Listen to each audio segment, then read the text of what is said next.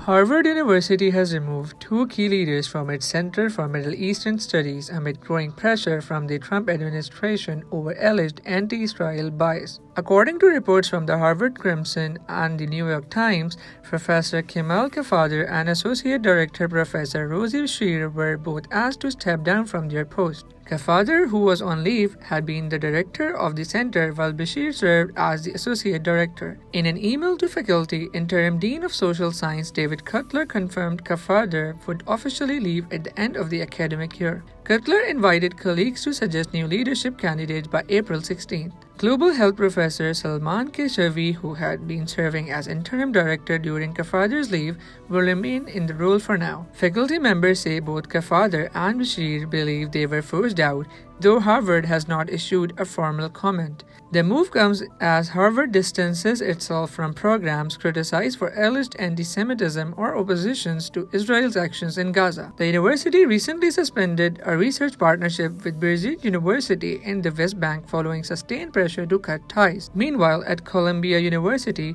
interim president Katrina Armstrong has stepped down just 1 week after the university made major policy concessions to preserve federal funding. The Trump administration had revoked $400 million in funding for Columbia and threatened to withhold billions more, citing concerns over campus safety and university's handling of anti-Semitism during Gaza-related protests. Columbia faced nationwide attention last year after student protests called for an end to Israel's war in Gaza and demanded divestments from firms tied to the Israeli government. The conflict has so far claimed over 50,000 Palestinian lives, and Israel faces international accusations of genocide. Columbia made sweeping changes, prompting criticism that the university bowed too quickly to the government demands at the cost of academic freedom and free speech.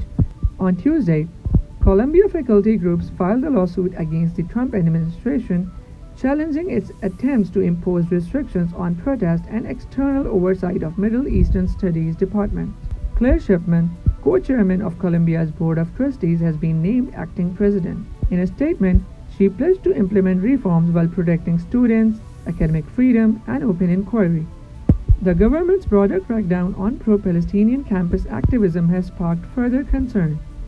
Mahmoud Khalil, a Palestinian graduate student at Columbia, was detained by federal immigration authorities earlier this month. Several other detentions have followed. President Trump has also warned other institutions that they could lose funding if they fail to respond to pro-Palestinian protests on their campuses.